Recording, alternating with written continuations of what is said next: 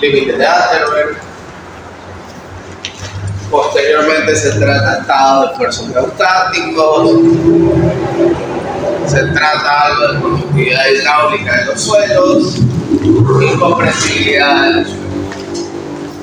Se arranca mecánica del suelo 2, tratando el tema de asentamiento del suelo, incremento del esfuerzo vertical total producto de sobrecarga externa. Pero si se pone a pensar, hasta el momento nunca hemos hablado de la resistencia del suelo, porque a fin de cuentas estudiamos en ingeniería civil el suelo, porque es el material en sí mismo, es un material de construcción, y aparte de eso es el material sobre el cual vamos a construir, vamos a cimentar nuestras grandes edificaciones, nuestras obras, etc. Entonces, obviamente, el tema de la compresibilidad del suelo, la capacidad de formación que tenga el suelo, controlar las deformaciones que no sean excesivas, es algo importante. Pero en realidad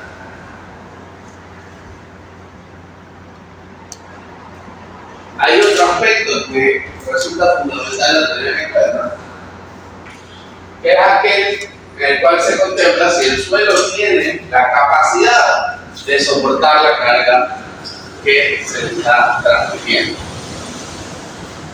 Porque, chévere, nosotros hacemos una estimación de asentamiento en función de unas propiedades de compresibilidad. Pero si el suelo no tiene suficiente resistencia para tomar la carga, va a fallar antes de deformarse, producto de esa sobrecarga. Entonces, la resistencia del suelo es otra parte fundamental de la mecánica del suelo. Particularmente, el tema que vamos a tratar, anoten lo que está en la pizarra, es resistencia al corte de los suelos.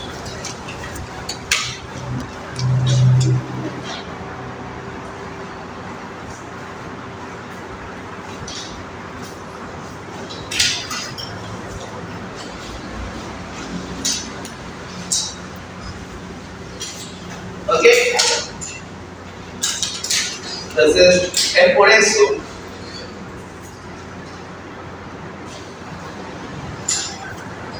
que es un concepto relativamente nuevo para nosotros.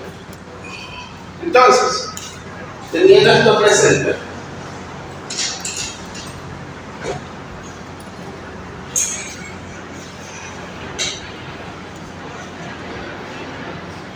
tenemos que remontarnos al año 1900, donde un señor de apellido Mora, entonces ya vieron resistentes materiales, no, ¿verdad? También. Ok, como parte de la resistencia de materiales van a ver el tema con más detalle. Pero en 1900, un señor de apellido Mora desarrolla una teoría en la cual básicamente sostiene que un material no falla por un esfuerzo normal máximo por sí solo o por un esfuerzo cortante máximo por sí solo, sino que falla por una combinación crítica de estos esfuerzos. ¿Qué quiere decir esto? Entonces, supongamos que este es nuestro material, ¿ok? Vamos a tener un esfuerzo normal, que es aquel que resulta perpendicular a cada una de las caras de este cuadrado. En este caso, vamos a tener, va a ser sigma prima x, sigma prima y, acá también va a ser sigma prima x. Déjenme ver aquí.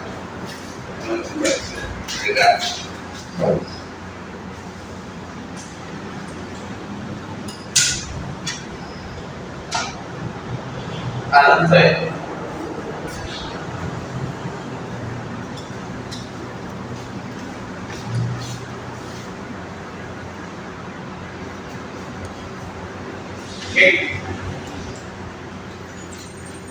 Todos aquellos esfuerzos que resultan perpendiculares a la carga del material se denominan esfuerzos normales.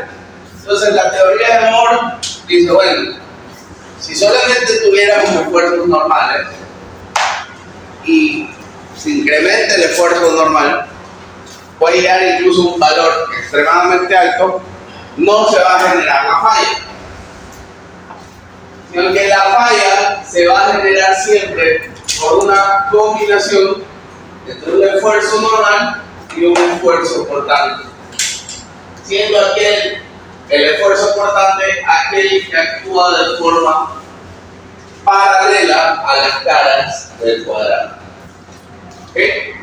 Entonces, la teoría de Moore establece que la falla en un material ocurrirá producto de una combinación crítica tanto del esfuerzo normal como del esfuerzo portante. Esto fue en 1900. Entonces, básicamente, Moore propone un envolvente de falla para describir la resistencia de un material, donde vamos a tener el eje de las X, el esfuerzo normal, sigma prima, y el eje de las Y vamos a tener el esfuerzo portante, dado. Y propone esta línea curva, denominada envolvente de falla de Moore. Esto es aplicable a cualquier tipo de material. Esta teoría no necesariamente solo en energía del suelo, es aplicable al hormigón, al acero, etc. A cualquier tipo de material. ¿Okay? ¿Qué ocurre después? Coulomb, que ya es una persona que se enfocó más netamente en mecánica de suelos, coge esta definición básica de Moore, en la cual se establece que la falla de un material ocurrirá por una combinación crítica entre el esfuerzo normal y el esfuerzo portante, y observa este envolvente de falla de Moore y dice, ¿cómo puedo simplificar esto lo suficiente como para ser realmente aplicable en mecánica de suelos? ¿Cómo puedo yo estimar la resistencia de un suelo sin necesidad de tener mediciones precisas? Entonces, Coulomb propone, basándose en la teoría de Moore, hacer lo siguiente. En lugar de tomar una curva como la que vemos aquí, propone una línea recta. ¿Ok? Sabemos que matemáticamente una recta es una ecuación considerablemente más sencilla que una línea curva. Si se fijan, es una constante que en mecánica de suelos siempre se le busca dar un enfoque simple desde el punto de vista matemático. No buscamos una precisión milimétrica, pero buscamos tener una muy buena aproximación. ¿Por qué? Porque de por sí el suelo es un material que tiene mucha incertidumbre. Porque estamos idealizando un material sumamente heterogéneo, lo estamos idealizando para poder representar su comportamiento. Entonces, no tendría sentido buscar una precisión de 2, 3, 4 decimales, teniendo en cuenta que de por sí la definición de suelo es bastante amplia. Entonces, Moore propone idealizar la resistencia del suelo, hacer una idealización de este envolvente de falla de Moore y propone una línea recta. ¿Por qué? Porque para fines prácticos vamos a ver que la línea recta ante pequeños esfuerzos normales y ante grandes esfuerzos normales va a estar sobreestimando la resistencia, que puede ser peligroso, pero en el mayor rango de esfuerzos estamos subestimando la resistencia, lo cual termina siendo conservador. ¿Ok? Entonces, esta línea se denomina criterio de falla de Moore-Coulomb. Moore no trabajó con Coulomb, ni siquiera se conocieron, pero debido a que se basó en la teoría propuesta por Coulomb, a la larga este criterio de falla tomó un nombre combinado. ¿Ok? Entonces, ¿qué establece este criterio de falla de Moore-Coulomb? Básicamente, parte del mismo principio de que la falla ocurrirá producto de una combinación crítica de recuerdos normales importantes, pero buscamos establecerlo mediante una ecuación. Si yo simplemente guiándonos por la estructura de esta ecuación y yo reemplazo valores ahí, ¿qué voy a graficar? ¿Qué forma voy a obtener? Es la ecuación de una recta. Muy sencillo verlo. Básicamente, es la ecuación de una recta. Entonces, esta es la ecuación fundamental que define el criterio de falla de Moore-Coulomb. Esta es una de las ecuaciones fundamentales que define la resistencia al corte de un suelo. ¿Qué representa físicamente ahora esta ecuación? Porque esa es otra cosa, ya chévere. Tengo una ecuación, ¿qué hago con esto? Vamos un poco a analizar cada uno. Sigma prima, ¿qué creen que es? Es un esfuerzo, correcto. ¿Qué tipo de esfuerzo?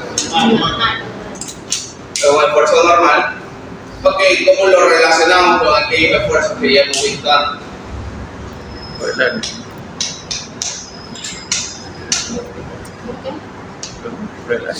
De los esfuerzos aerostáticos. ¿Cuál creen que sea? ¿Qué quiere decir prima? Cuando le ponemos el prima a un esfuerzo, ¿qué es? ¿Cuándo usamos este prima? Para identificar qué esfuerzo. El efectivo, ¿verdad? Entonces, sigma prima es el esfuerzo vertical efectivo. Entonces, un poco por deducción, podemos ver que la resistencia al corte de un suelo será una función del esfuerzo vertical efectivo. Entonces, ¿qué ocurre con el esfuerzo vertical efectivo respecto a la profundidad?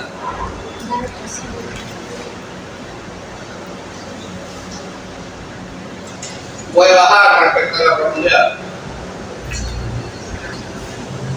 No. El esfuerzo vertical efectivo siempre se incrementa respecto a la profundidad. Entonces, la primera deducción que podemos hacer es que si la resistencia al corte depende del esfuerzo vertical efectivo, a medida que se incrementa la profundidad, se va a ir incrementando la resistencia al corte de un material.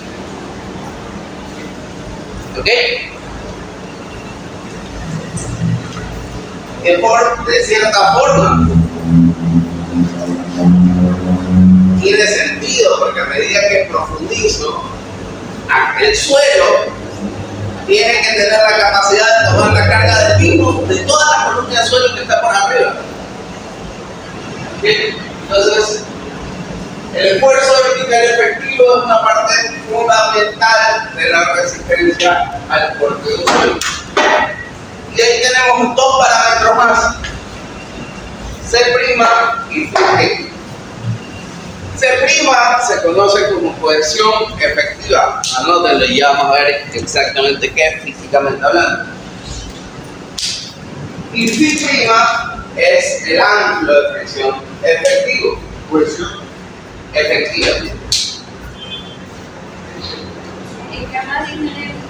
Y Φ' es el ángulo de fricción efectivo.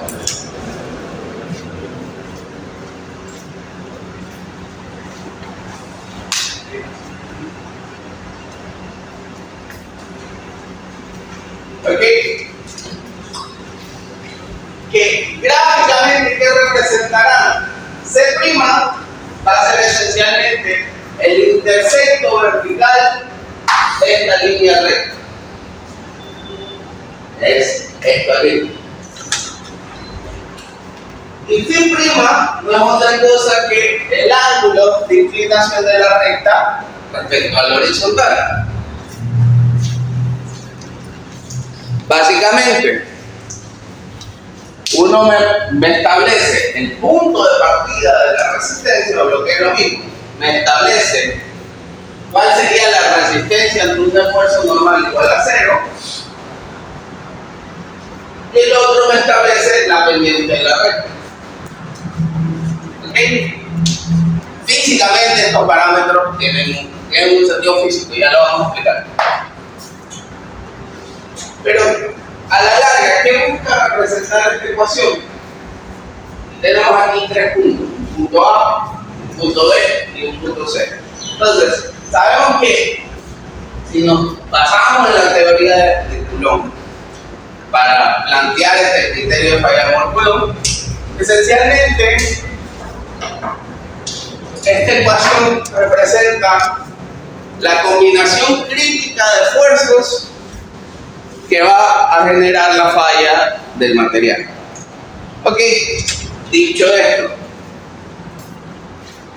tenemos tres puntos: un punto A, un punto B y un punto C. ¿Qué puede representar el punto A respecto a la falla?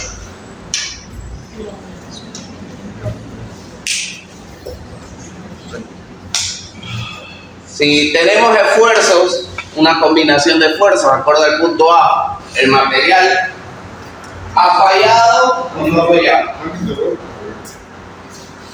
¿Cómo? No.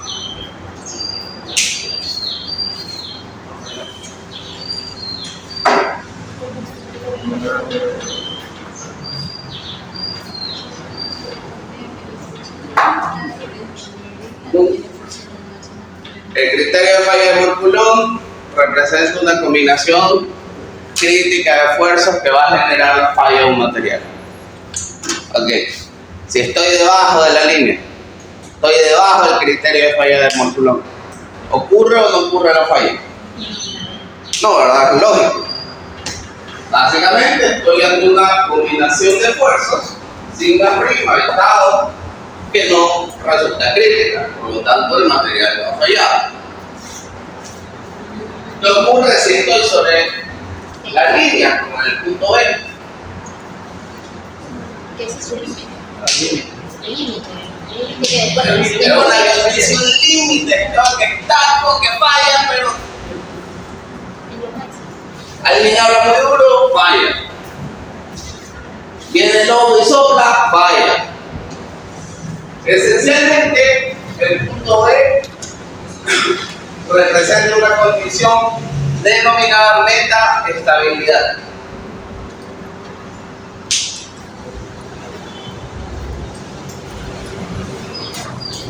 Que no es otra cosa que decir que la resistencia y la demanda son iguales, como que si fuera un equilibrio perfecto. Sí. Y obviamente el punto C, que creen que representa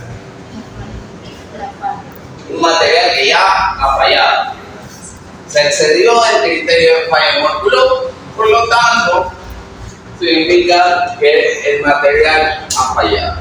Se ha excedido la resistencia de este suelo y por lo tanto falló por todo. ¿Ok?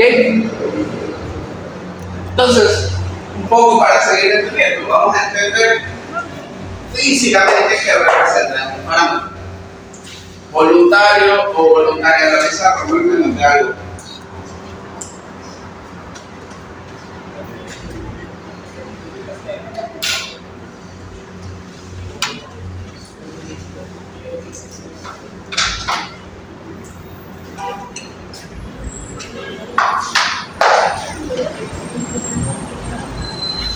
ejemplo, ya pasas en un segundo, ¿ya? Vuelve.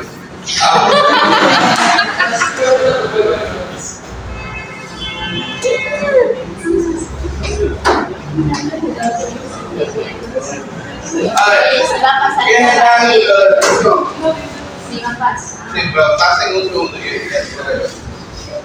A ver, primero entendamos, ¿qué es el ángulo de reflexión? El ángulo de fricción no es otra cosa que una representación matemática de lo que sería el coeficiente de rozamiento entre partículas. ¿Qué quiere decir eso? A ver si pasa.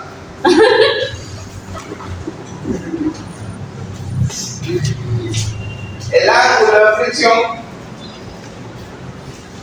se verá afectado, dependerá de muchísimos factores, entre estos. Vamos a hacer una listita.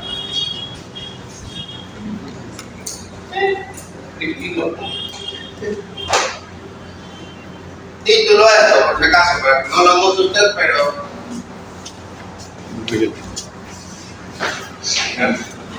factores que influyen en el ángulo de fricción. No factores, factores.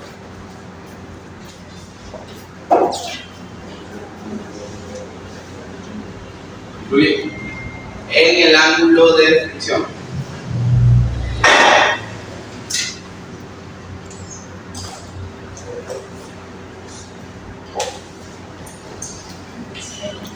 Tamaño de las partículas. Sí. Tu guión. No, pues el otro, el de arriba es el título. Ahí. Tamaño de las partículas.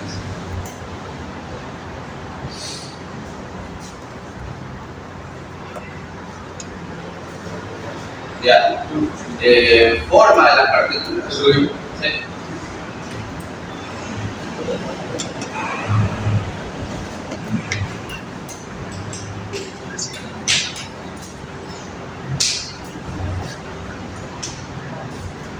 Microestructura.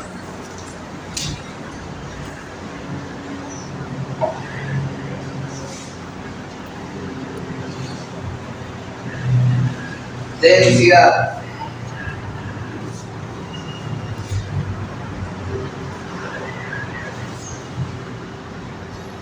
Esfuerzo normal o de confinamiento.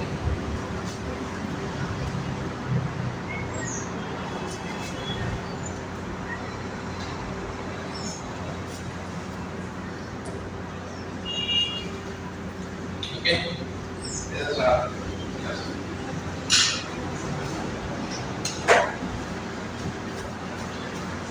Entonces, ¿qué es el ángulo de fricción? Básicamente es una representación matemática del coeficiente de rozamiento. ¿Qué quiere decir esto? El ángulo de fricción es un número que busca representar la trabazón mecánica que existe y se genera entre las partículas sólidas que conforman el suelo. Sabemos que el suelo está conformado por partículas sólidas y poros que pueden estar llenos de aire, agua, etc. ¿Okay? Entonces, estas partículas sólidas, primero, están en contacto unas con otras y tienden a desplazarse cuando se les aplica una sobrecarga externa. ¿Qué va a ocurrir entre dichas partículas? Va a ocurrir fricción, va a ocurrir rozamiento.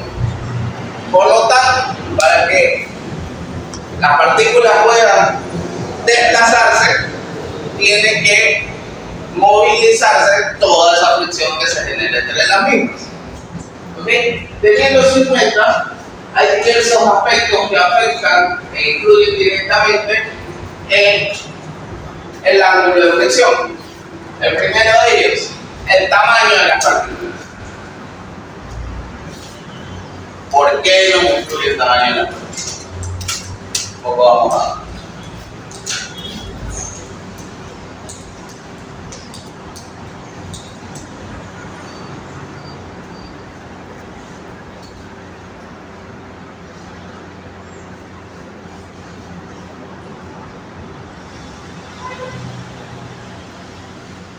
Ok, tengo en un lado partículas de gran tamaño, en el otro lado partículas considerablemente más pequeñas.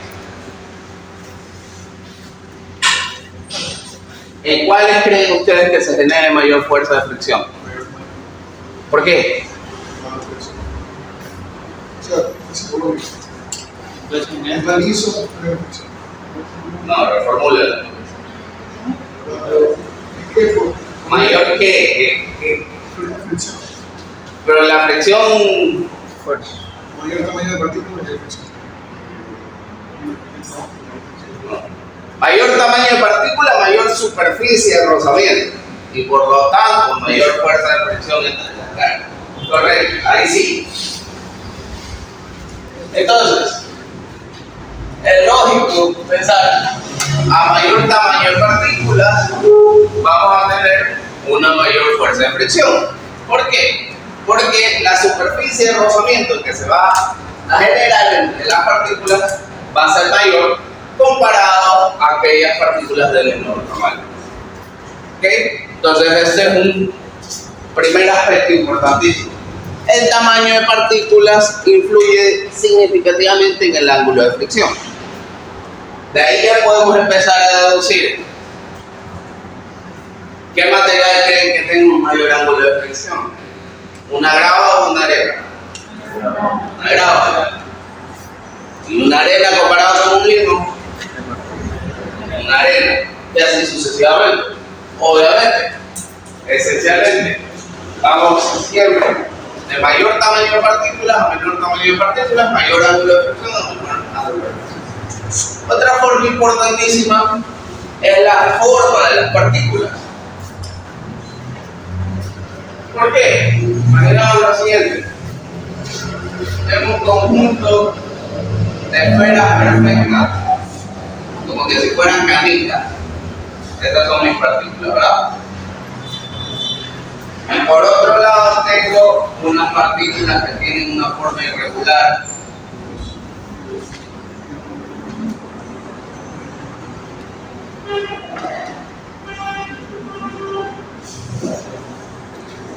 ¿Ok?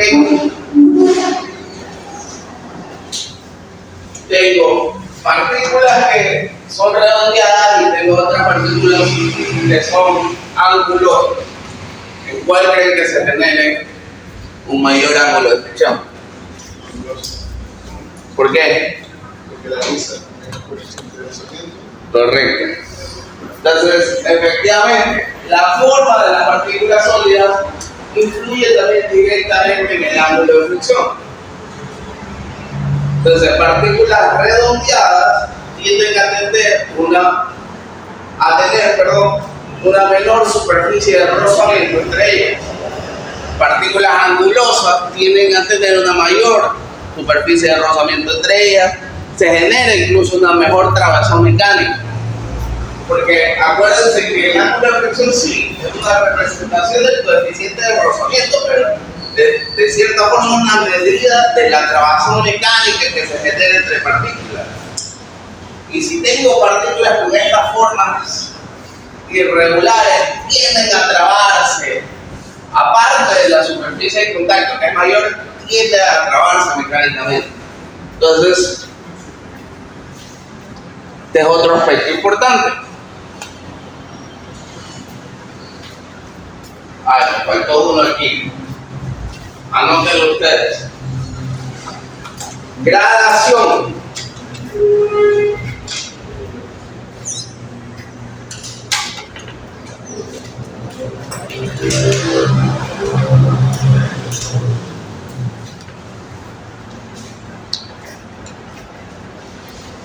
¿Ok? Gradación. ¿A qué hace referencia esto? Cuando hablamos de un suelo bien gradado, ¿a qué nos estamos refiriendo? Por mecánica de suelo común. Ok.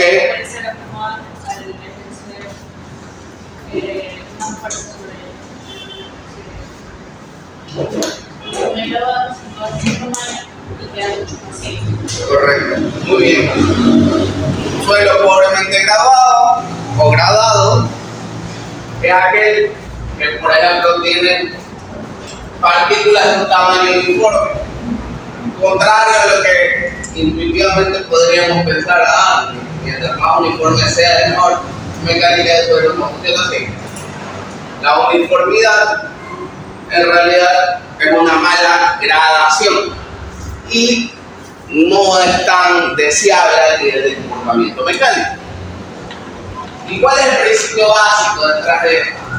Si yo tengo todas para las partículas sólidas del mismo tamaño, están en contacto una con otra, esencialmente voy a tener vacíos que van a ser más o menos uniformes. Pero si tengo una distribución, mejor distribución porcentual del tamaño de partículas, ¿qué ocurre? Voy a tener partículas, vacíos que se generen por las partículas de gran tamaño, que van a ser ocupadas por partículas de un tamaño menor, y los vacíos que se generen ahí van a ser ocupados por partículas de un tamaño más pequeño todavía, más pequeño, más pequeño, más pequeño. Esencialmente, voy a incrementar la superficie de rozamiento entre partículas y por lo tanto influye directamente en el ángulo de fricción. Entonces, es otro aspecto importante. Siguiente aspecto, la densidad.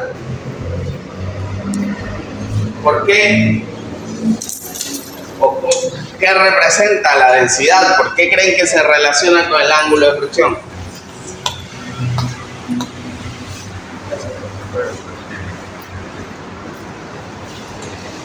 A mayor densidad, mayor ángulo de fricción o menor ángulo de fricción.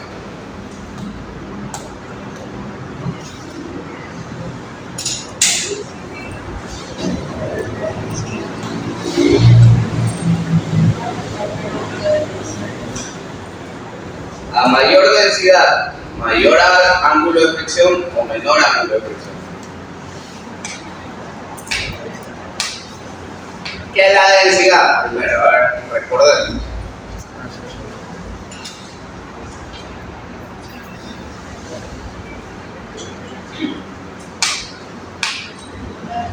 Y esto no es muy mecánica de suelo, esto remontémonos a la física que vieron en el colegio. Antes de graduarse de aquí, veían esto.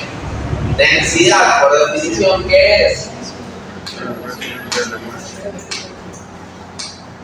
Por ahí alguien ya lo dijo, pero no lo dicen con confianza.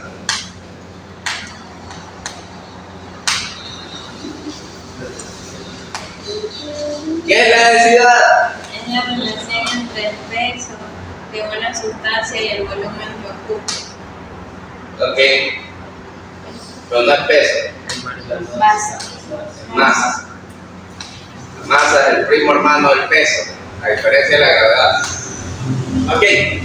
Entonces, la densidad es la relación entre masa y volumen. Tranquilamente podríamos referirnos como densidad del peso volumétrico porque la única variable es la gravedad, que en realidad no es variable. La relación se mantiene. Entonces, es la relación entre la masa y el volumen. Les hago una pregunta. Supongamos que vamos a hacer esos ejemplos que me gustan a mí, para que se imaginen un poco. Cogemos dos baldes en los cuales conocemos un volumen. Una vez vamos con el ejemplo del balde, que es importante. Dos recipientes. Y tenemos aquí una arena y vamos a empezar a llenar el balde. Cogemos una pala de esas que se usan cuando nos vamos a la playa y empezamos a colocar palada tras palada y queda el balde lleno. Y lo ponemos en la balanza, obtenemos masa. La masa del balde más el suelo que está en su interior. Yo había pesado ya el balde vacío, recto, y obtengo la masa del suelo. Esa masa la divido por el volumen y voy a obtener una densidad. ¿Ok? Muy sencillo. vacío mi balde, la misma arena, y ahora empiezo. Pongo ahí 2 paladas de arena y empiezo a darle golpes al tachito contra el piso. Doy 10 golpes. De ahí 2 paladas más, vuelvo a golpearlo contra el piso. 2 paladas más, vuelvo a golpearlo contra el piso y así hasta que lleno el balde. Lo pongo en la balanza, resto el peso del balde y obtengo una masa. Lo divido por el volumen y obtengo una densidad. Estas densidades en ambos casos van a ser iguales. Es el mismo material. Ok, no son iguales. ¿En qué caso va a ser más alta? En la segunda. ¿Por qué? Porque en el primero vacío. Ok, básicamente producto de estar golpeteando el balde contra el piso, ¿qué ocurre? Las partículas sólidas se han reacomodado, luego en una posición más compacta, la relación de vacío se reduce. El volumen sigue siendo el mismo. ¿Qué conseguí al hacer esto, al golpetear, respecto a las partículas sólidas? Esencialmente logré meter en el mismo volumen, metí mayor cantidad de partículas sólidas, por eso el peso es más alto. ¿Verdad? Entonces, les pregunto, después de este razonamiento, a mayor densidad, ¿mayor ángulo de fricción o menor ángulo de fricción?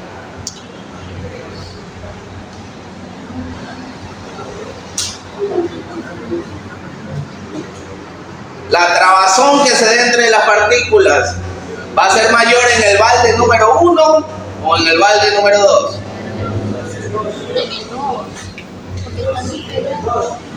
En el 2. Obviamente.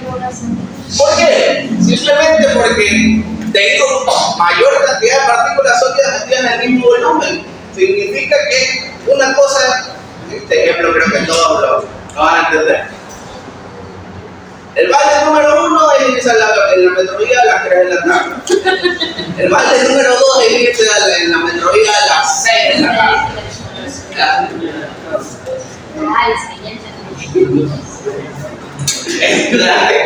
La metrovía es la misma. ¿Qué cambia? La cantidad de gente que se metió ahí. En una va la gente así pegada a las puertas, en la otra uno baja, puede ir durmiendo. Entonces, cambia drásticamente. Entonces, la densidad del material influye también directamente en el ángulo de fricción. Y eso tiene también, y de cierta forma, eso da pie a entender algunos procesos que se utilizan en construcción. Por ejemplo, el principio básico de la compactación. ¿Qué es la compactación? No es otra cosa que mecánicamente buscar reducir los vacíos que se encuentran en el suelo, minimizar la relación de vacíos. Y al hacer esto, al minimizar la relación de vacíos, lo que estamos consiguiendo es incrementar la densidad del material y por lo tanto incrementar su ángulo de fricción y por lo tanto incrementar su resistencia al polvo. Obviamente, si la relación de vacío es más baja, la compresibilidad también va a ser menor. Entonces estoy reduciendo también su capacidad de deformación. Estoy mejorando mecánicamente el comportamiento de este material mediante un proceso de compactación. De forma similar, cuando se hace el relleno, por ejemplo, yo no relleno con cualquier material de cualquier parte, sino que se establecen características mínimas para el material con el cual tengo que ejecutar el relleno. Entre estas se tiene en cuenta el tamaño de partículas, la granulometría, se tiene en cuenta la gradación de estos materiales, porque a la larga todo eso influye y se relaciona también con la resistencia que vamos a buscar obtener. ¿Okay? Hay otros aspectos también importantes que, como la microestructura, que no es otra cosa que la forma como se han acomodado las partículas esfuerzos de confinamiento, de esfuerzo normal, también influyen significativamente. ¿Okay? Entonces, como pueden darse cuenta, el ángulo de fricción ya no es un término en la ecuación tal cual, sino que tiene un significado físico en mecánica del suelo. ¿Okay? Obviamente, lo que vamos a buscar es medir, estimar cuál va a ser este ángulo de fricción. Y ya vamos a ver más adelante formas de hacerlo. ¿Ok? Entonces, suponiendo que ya sabemos qué representa el ángulo de fricción, ya sabemos que es este esfuerzo normal efectivo, el lado de la derecha ya está, de mi derecha, que es la suya también, ya está resuelto. Entonces vamos ahora con la cohesión efectiva. No, perdón, antes de salir del ángulo de fricción.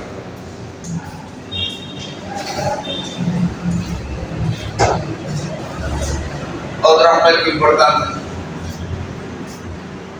Nos vamos a la playa, nos compramos esos baldecitos que tienen forma de castillo, lo llenamos, pero no lo llenamos con la arena que está cerca del mar, sino con esa arena que está súper lejos, la que quema los pies.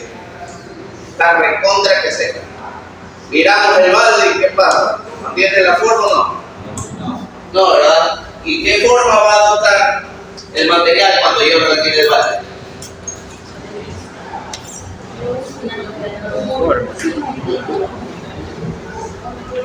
Va a ser una especie de pirámide, ¿verdad?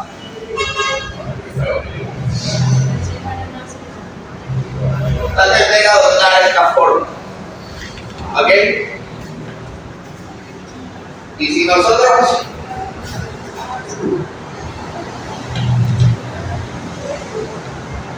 va a tender a adoptar esta forma.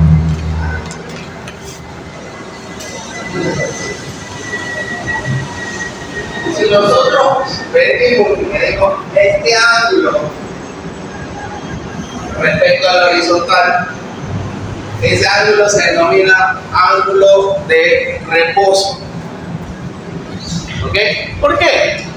Básicamente el ángulo de reposo no es otra cosa que aquel ángulo que tienden a tomar los suelos granulares cuando están en condición seca, están secos, y se reacomodan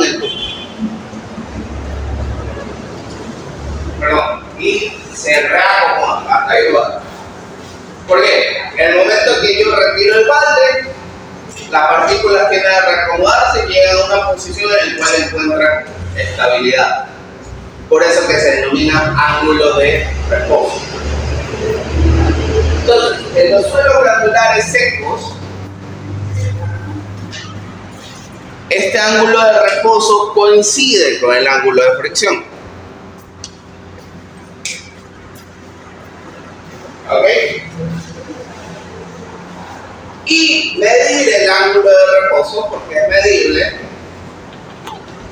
nos va a dar una idea general de cuál va a ser el ángulo de fricción mínimo de este material. Porque cuando yo retire mi baldecito, las partículas van a reacomodarse como quieran y esencialmente van a tener un ángulo de fricción mínimo. ¿Por qué? Porque la densidad va a ser mínima, los vacíos van a estar a su máxima magnitud. No hay ningún tipo de proceso de reducción de vacíos ahí. ¿Okay? Entonces, suelos granulares secos, el ángulo de reposo coincide con el ángulo de fricción. ¿Y qué es la cohesión? ¿Alguien ha escuchado ese término antes? Tal vez en física. Creo que quinto curso o algo así, donde en física en el colegio se ve algo de electricidad y se menciona el término cohesión.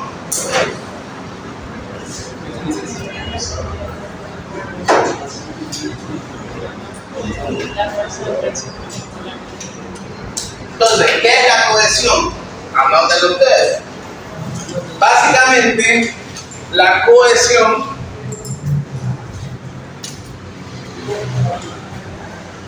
es la adherencia o cementación entre partículas que conforman el suelo.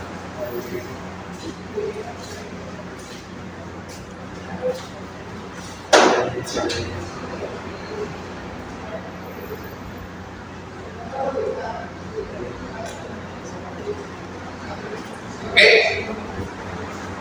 Las partículas tienden a pegarse unas con otras, tienden a adherirse y empezarse como que a cementar, producto de su composición química, su origen mineralógico y de su tamaño. ¿Okay? La cohesión es una propiedad que influye en la resistencia, pero que es inminentemente relacionada con la plasticidad. Y ya sabemos qué. Y por lo tanto, es algo propio de los suelos finos. Los suelos granulares limpios tienden a no tener cohesión.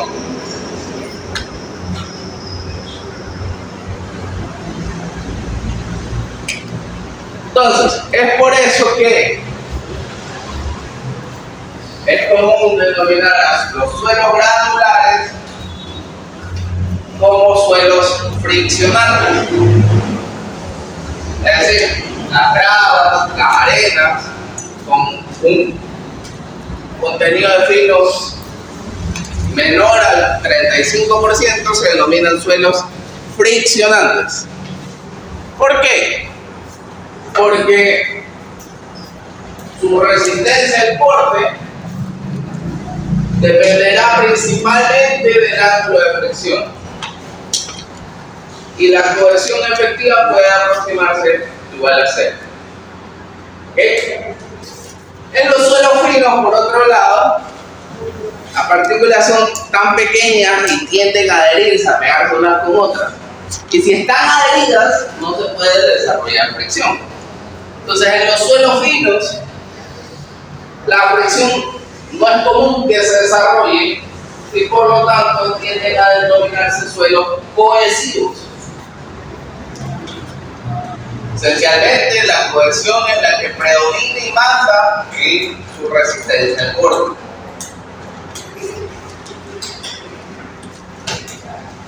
Y se asume o se aproxima que el ángulo de fricción es igual a 0.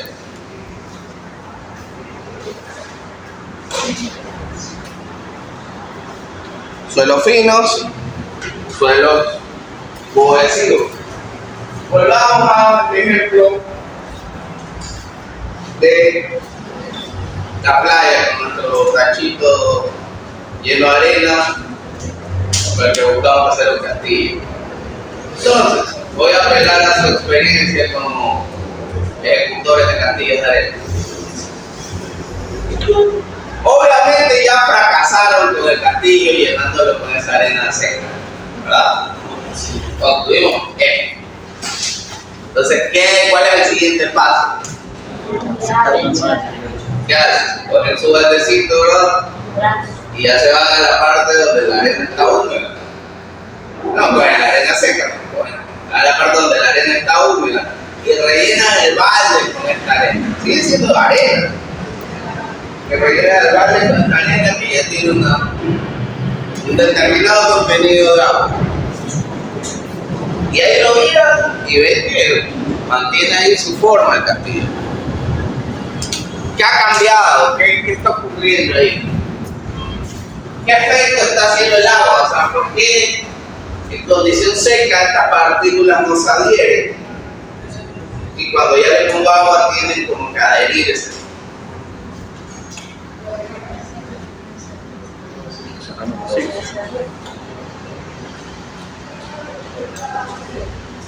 Dígame.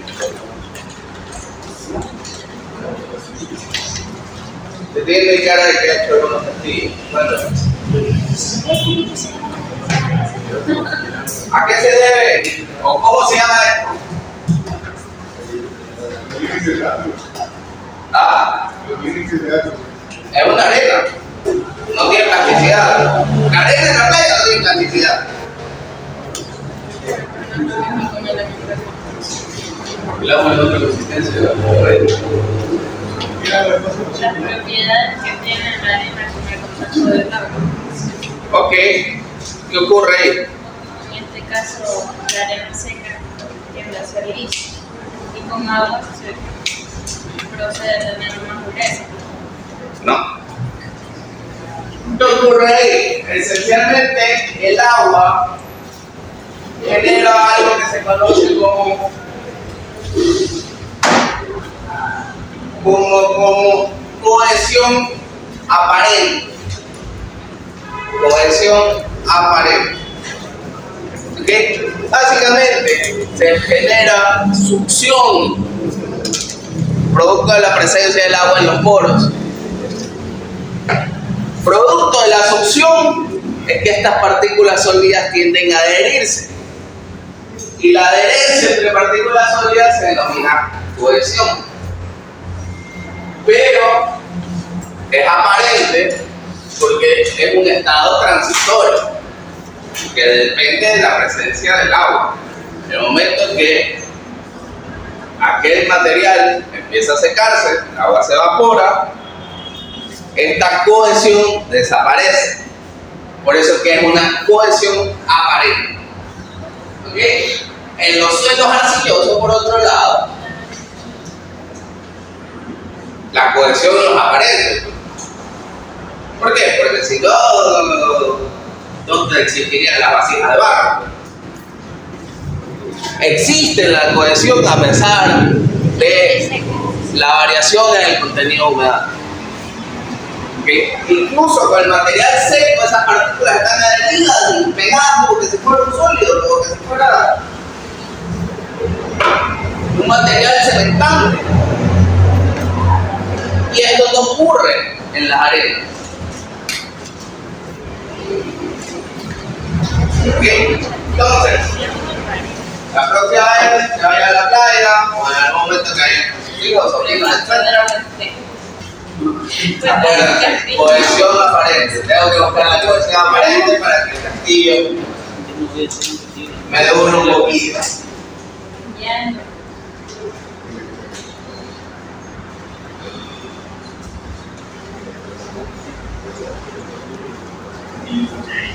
Ok, hasta aquí, preguntas y dudas. Entonces, ya entendimos físicamente qué representa la cohesión, qué representa el ángulo de fricción y qué representa el esfuerzo efectivo. ¿Okay? Entonces, esencialmente, en función de estos parámetros físicos, se establecerá la resistencia al corte del suelo. Respecto a esto,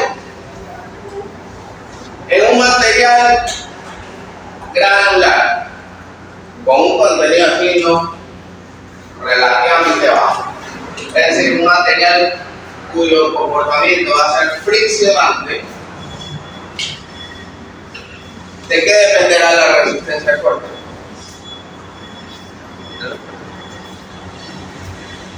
Por darle cosa.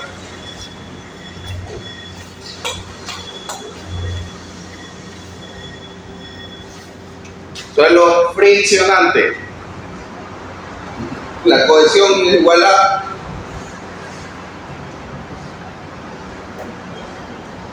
lo dije hace un momento. Porque ahí la cohesión es mínima. Ok, y se aproxima A cero. Ok, entonces, esencialmente, en un material friccionante, la resistencia al corte dependerá del ángulo de fricción y del esfuerzo vertical efectivo. Y por lo tanto, se incrementará en función de la profundidad, porque el esfuerzo vertical efectivo se incrementa con la profundidad. Un material cohesivo cambiará la resistencia al corte en función de la profundidad. Un mismo material con unas mismas características que tiene una cohesión de 20. La resistencia al corte va a ser distinta a los 10 metros que a los 20 metros. El mismo material, lo único como que lo estoy poniendo aquí, lo estoy poniendo más profundo. Pero dígalo con seguridad. Va a ser la misma. ¿Por qué?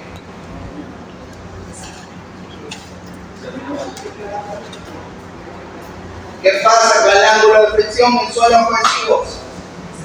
0. Tiende a ser igual a 0.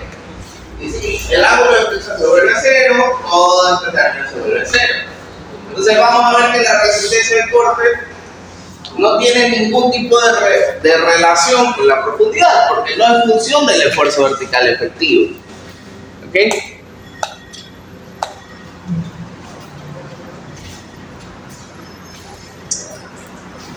Entonces, ese también es un aspecto importante.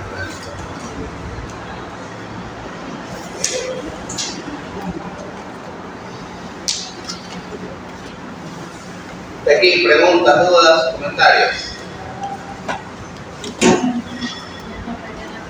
Ok. La señorita Vázquez me pasó un listado de grupos. A ver. Grupo parte B.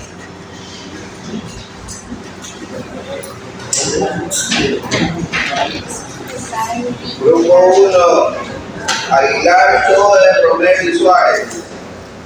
2, García, Terranova, Valdivieso y Zambrano. 3, Baño, Guzmán, Chudi, Reyes. 4, Díaz, Gómez, Lara y Orozco.